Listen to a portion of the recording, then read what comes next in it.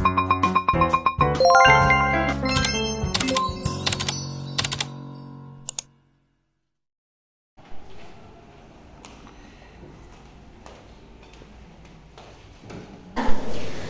Assalamualaikum warahmatullahi wabarakatuh. Waalaikumsalam warahmatullahi wabarakatuh. Selamat pagi anak-anak. Pagi, Bu.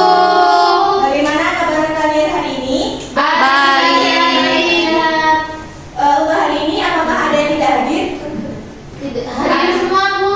Baik, alhamdulillah ya jika hadir. Jadi kita masih diberikan kesehatan sehingga kita bisa bersama-sama belajar pada pagi hari ini. Sebelum memulai pembelajaran berlangsung, alangkah baiknya kita berdoa menurut agama dan keyakinan kita masing-masing. Untuk ketua kelas, silakan untuk memimpin doa. Sebelum memulai pembelajaran hari ini, alangkah baiknya kita berdoa menurut keyakinan masing-masing. Berdoa dimulai. Selesai. Baik, terima kasih untuk Mbak Widya yang telah memimpin berdoa pada pagi hari ini ya. Jadi di sini pada pembelajaran pagi hari ini kita akan belajar mengenai pelestarian keanekaragaman hayati secara in situ dan ex situ. Nah, sebelum masuk ke materi pembelajarannya, saya bertanya kepada kalian. Pada pertemuan kemarin, apakah kalian ingat tentang materi apa pembelajarannya? Saya, Bu. Baik, silahkan Mbak Alda. Kemarin kita membahas tentang pelestarian keanekaragaman hayati. Ya, baik sekali. Terima kasih Mbak Alda atas jawabannya ya. Selanjutnya Ibu Guru bertanya kepada kalian. Nah, apa sih yang dimaksud dengan pelestarian keanekaragaman hayati? Saya, Bu. Baik, silahkan untuk Mbak Fitri. Jadi pelestarian keanekaragaman hayati yaitu suatu kegiatan untuk melestarikan tumbuhan maupun hewan di muka bumi. Baik, terima kasih. Dan jawaban dari Mbak Fitri ini sudah benar ya. Jadi di sini akan saya menjelaskan kembali mengenai pelestarian keanekaragaman hayati. Jadi pelestarian keanekaragaman hayati merupakan usaha atau upaya yang dilakukan untuk melestarikan atau menjaga keanekaragaman makhluk hidup yang ada di suatu ekosistem. Nah, selanjutnya di sini Bu Guru akan menjelaskan tujuan pembelajaran. Jadi tujuan pembelajarannya di sini dengan menganalisis untuk memproses data dan informasi pelestarian keanekaragaman hayati secara in situ dan ex situ pada spesies Rhinoceros sundaicus atau badak berjula 1 melalui studi literatur, diskusi, dan kerja kelompok. Dan selanjutnya ada tujuan akhir pembelajaran. Jadi di sini studi itu diharapkan dapat menganalisis materi atau topik melalui artikel, bacaan teks dan video pada spesies Rhinoceros sundaicus secara berkelompok dengan baik secara gotong royong. Dan peserta ini juga diharapkan dapat mendata pada spesies Rhinoceros sundaicus yang ada di Indonesia. Kemudian model pembelajaran yang digunakan pada pembelajaran hari ini yaitu model pembelajaran inquiry. Selanjutnya di sini saya menampilkan penilaian untuk menilai pada pertemuan pada pagi hari ini. Jadi yang pertama itu ada penilaian sikap dan keaktifan dengan bobot 20%. Kemudian ada penilaian tanggung jawab kerjasama secara berkelompok itu juga 20%. Dan kemudian ada penilaian pengetahuan dengan bobot 10% dan penilaian KBD sebesar 50%. Nah, di sini Bu Guru sudah menyajikan dua gambar. Nah, kalian pasti tahu ya ini gambar apa karena kalian pasti sudah pernah melihat di internet maupun di kebun binatang atau di taman nasional. Nah, mungkin dari teman anak-anak ada yang tahu ini gambar apa? Bisa angkat tangan. Saya, Bu. Jadi gambar yang Ibu tampilkan di depan itu adalah gambar dari badak bercula 1. Nah, bagus sekali jawabannya ya. Jadi pada gambar yang Ibu sajikan ini merupakan gambar badak bercula 1 dengan nama spesies Rhinoceros sundaicus. Nah, di sini kan terdapat dua gambar ya. Pastinya ada perbedaan. Nah, mungkin dari teman-teman ada yang tahu apa perbedaan dari kedua gambar tersebut. Saya, Bu. Baik. Menurut saya sendiri Bu, habitatnya Bu, karena di gambar sebelah kiri ada gambar badak, di mana badak tersebut seperti di dalam pagar atau dibentengi oleh pagar. Sedangkan pada gambar sebelah kiri, gambar badak yang hidup di lingkungan terbuka. Baik, terima kasih untuk Mbak Widya, jawabannya tepat sekali ya. Jadi perbedaan dari kedua gambar ini yaitu ada habitatnya. Pada gambar satu di sini terlihat jelas bahwa badaknya itu berada di lingkungan yang ada pagarnya, jadi dibatasi pagar ya. Jadi bisa kita lihat bahwa badak ini hidup di kebun binatang. Nah kemudian gambar di sebelah kiri, nah itu merupakan badak bercula satu yang hidup di lingkungan bebas. Jadi kita bisa ketahui bahwa badak ini hidup di Taman Nasional di hutan. Jadi untuk kesimpulannya, pada kedua gambar ini, pada gambar sebelah kanan ini merupakan cara pelestarian keanekaragaman hayati secara ex situ. Karena pelestariannya itu di luar habitat aslinya. Dan kemudian di sebelah kirinya ini merupakan cara pelestarian hayati secara in situ karena pelestariannya itu ada di dalam habitat aslinya. Baik, selanjutnya yaitu ada kegiatan inti dalam pembelajaran. Di sini Ibu Guru sudah menyediakan kelompok. Yang pertama yaitu ada Alda, Gilang, dan Meli. Dan kelompok kedua yaitu ada Arum, Dia, Yunda.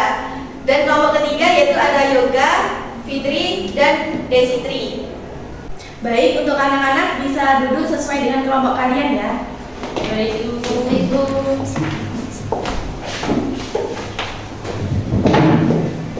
Nah, jika kalian sudah duduk sesuai dengan kelompoknya masing-masing, di sini Bu Guru mengingatkan ya bahwa kita pada pembelajaran ini menggunakan model pembelajaran inquiry. Jadi di sini kalian walaupun berkelompok tetap harus berperan aktif ya, karena dalam kelompok kalian mempunyai tugas atau tanggung jawab masing-masing. Ya Bu. Siap Bu.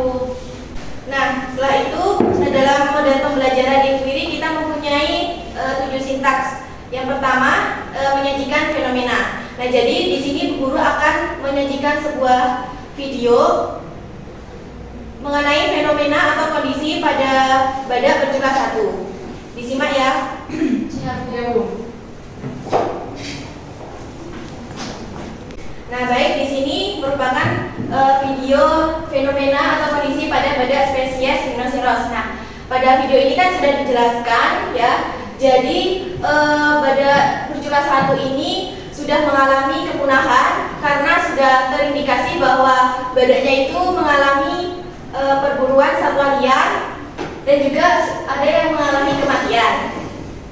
Nah, selanjutnya Ibu Guru meminta kalian untuk mencermati ulang video yang sudah Ibu tayangkan ya, dan kemudian kalian membaca dan mencermati ulang artikel yang Ibu Guru kirimkan melalui grup kelas. Setelah kalian mencermati ulang video dan artikel yang sudah Ibu kirimkan, saya meminta kalian untuk merumuskan masalah dan juga merumuskan hipotesis dengan bentuk opini dengan permasalahan yang kalian rumuskan tadi. Saya beri waktu 10 menit. Dimulai dari sekarang.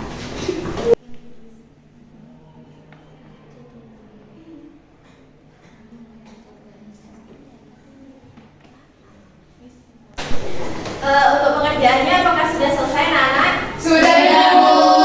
Baik, jadi untuk jawabannya bisa disimpan terlebih dahulu. Di sini Bu Guru juga akan menugaskan kepada kalian masih secara berkelompok ya.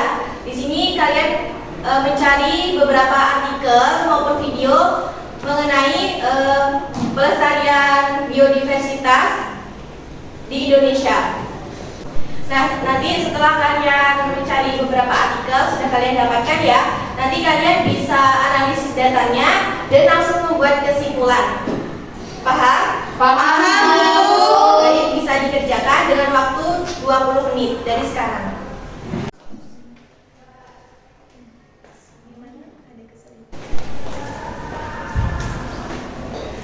Apakah sudah selesai anak-anak? Sudah Bu.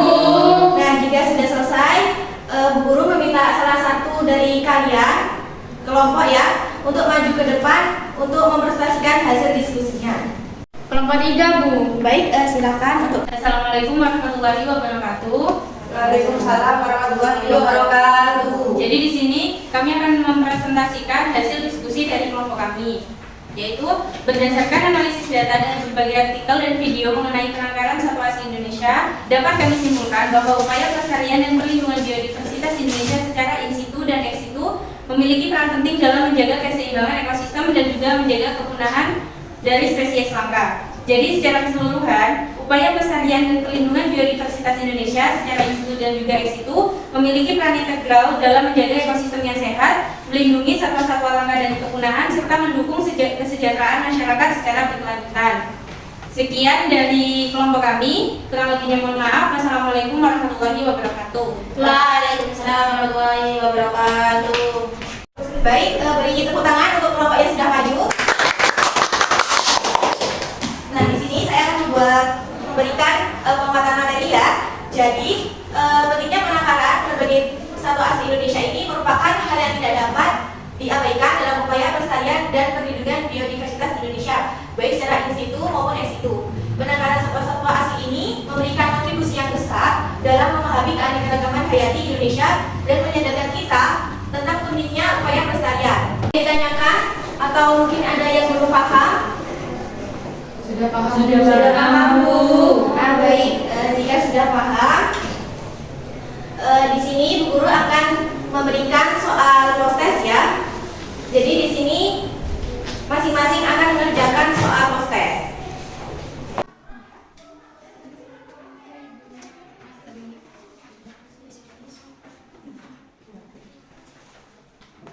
Silahkan kalian isi untuk post-testnya. Apakah sudah mengisi post-testnya? Sudah ya, Bu. Nah, jadi untuk post-testnya bisa saya ambil ya. Ya, Bu.